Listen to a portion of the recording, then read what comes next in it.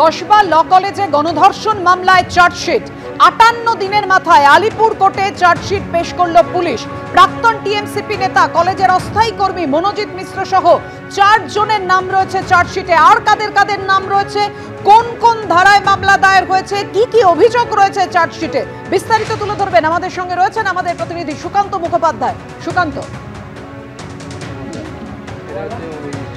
দেখো 26শে জুনের এই ঘটনা যেটা কসবা থানাতে গণধর্ষণের মামলা রুজু হয়েছিল, সেই ঘটনার পরিপ্রেক্ষিতে আমরা জানি প্রথমে সেই ল কলেজের 3 জনকে গ্রেফতার করা হয়, যার মধ্যে প্রাক্তন স্টুডেন্ট এবং ছাত্রনেতা মনোজিৎ মিশ্রকে গ্রেফতার করা হয় এবং বর্তমানে যে 2জন স্টুডেন্ট প্রমিত মুখোপাধ্যায় এবং অন্যদিকে জে আহমেদ, এদেরকেও গ্রেফতার করা হয়। এবং এই 3 জনকে জিজ্ঞাসাবাদ করে ঘটনার দিনকে যিনি নিরাপত্তারক্ষী দায়িত্বে ছিলেন কলেজের, সেই পিনাকি বন্দ্যোপাধ্যায়কেও গ্রেফতার করা হয়। অবশেষে 58 দিনের মাথাতে এই 4 জনের বিরুদ্ধে কিন্তু চার্জশিট জমা দেওয়া হয়েছে। কিছুক্ষণ আগেই কলকাতা পুলিশের একটি টিম তারা আলিপুর আদালতে আসে। ক্যামেরা অতনুকুণ্ড দেখাচ্ছে যে এই হচ্ছে চিফ জুডিশিয়াল ম্যাজিস্ট্রেটের ঘর, যেখানে এই চার্জশিট জমা দেওয়া হয়েছে।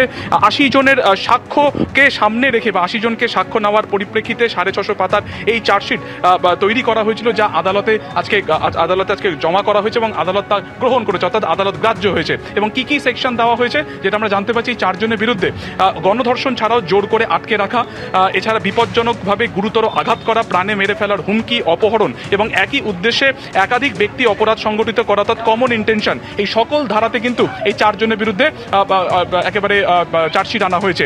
এর পাশাপাশি গুরুত্বপূর্ণ হচ্ছে যে এই ঘটনার পরিপ্রেক্ষিতে যখন পুলিশ তদন্ত করছিল কসবা থানা এবং পরবর্তীকালে গোয়েন্দা বিভাগ, তখন তারা জানতে পেরেছিল এবং নির্যাতিতার বয়ান থেকে তারা জানতে পেরেছিল যে ঘটনার সময় মোবাইল ফোনে রেকর্ডিং করা হয়েছিল গোটা বিষয়টি এবং ব্ল্যাকমেল করার জন্য।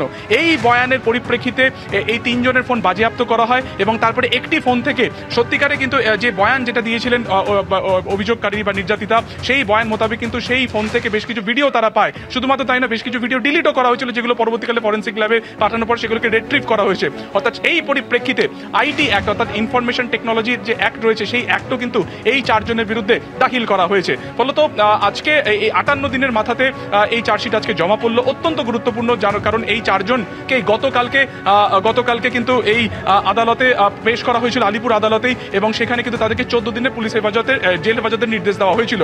যেহেতু অভিযুক্তদের বিরুদ্ধে বিএনএস অ্যাক্ট রয়েছে, একাধিক ধারা রয়েছে এবং বিএনএস অ্যাক্টের 60 দিনের মধ্যে কিন্তু চার্জশিট জমা দিতে হয়। সেই পরিপ্রেক্ষিতে আজকে 58 দিনের মাথাতে 26শে জুন, আবারও বলি যে 26শে জুন যেহেতু কেসটি দায়ের করা হয়েছিল, গণধর্ষণ মামলা, 4 জনকে গ্রেফতার করা হয়, সেই পরিপ্রেক্ষিতে আজকের ডেটে 58 দিনে পড়ছে এবং এই 58 দিনের মাথাতে অবশেষে এই 650 পাতার চার্জশিট জমা করলো কিন্তু কলকাতা পুলিশ কসবা সাউথ ক্যালকাটা ল কলেজে এই 4 জনের বিরুদ্ধে।